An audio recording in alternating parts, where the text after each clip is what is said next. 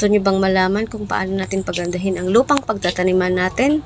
So tara, ituturo ko sa inyo kung paano gumawa ng carbonized risal o CRS o ang pagsusunog ng ipa.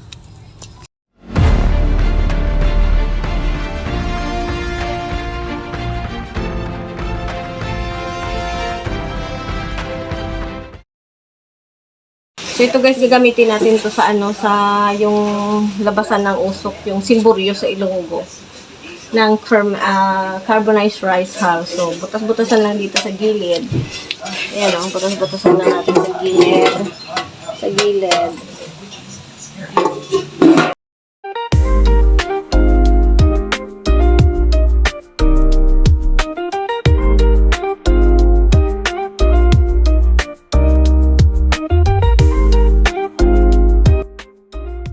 So, ito na guys yung ginawa kong binutas-butasan kong hirap na ako sa pagbubutas nitong hirap. Nagpauling muna ako. Ilalagay ko dito para lagay ko dun sa may ipa. Ito yung dito ko ilalagay para masunog yung ipa. Lagyan ko ng uling.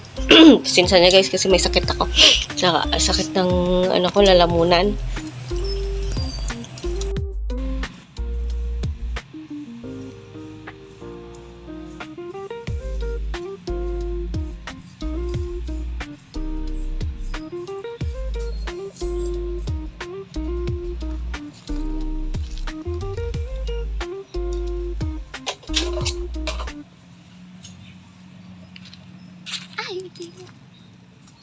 Ayan siya. Inumin lang natin.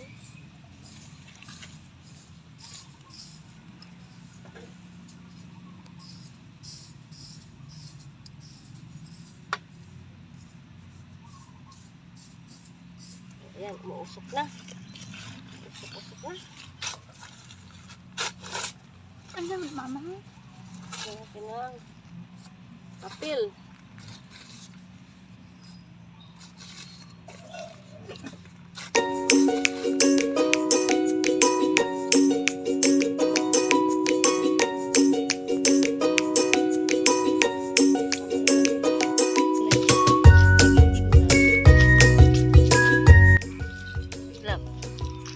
Meron lang nag-itim sa gilid.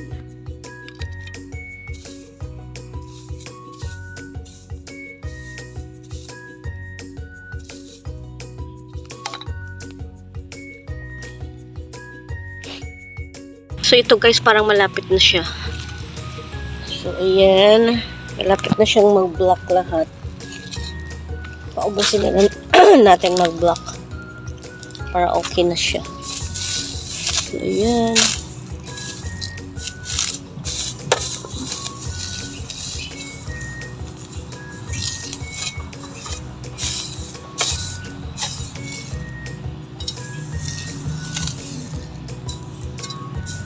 Malapit na ito. Huwag naman siya nating paabuhin. Hindi na pwede yun.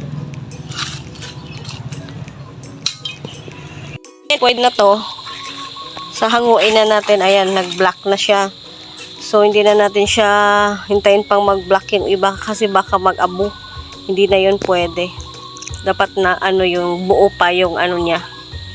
Buo pa yung ipa. So, ayan. Natin.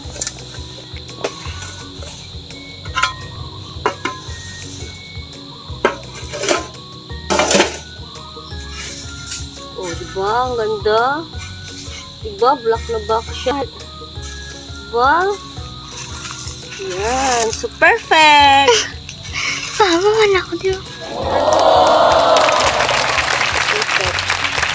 Perfection. Perfect, guys. Saka, anuhin natin. Diligan. Diligan ng ganito para mamatay yung apoy. Ay, yung usok pala, hindi apoy. Yung usok, ayan guys, ang ganda yan, yung tama talaga. Yung ganyan.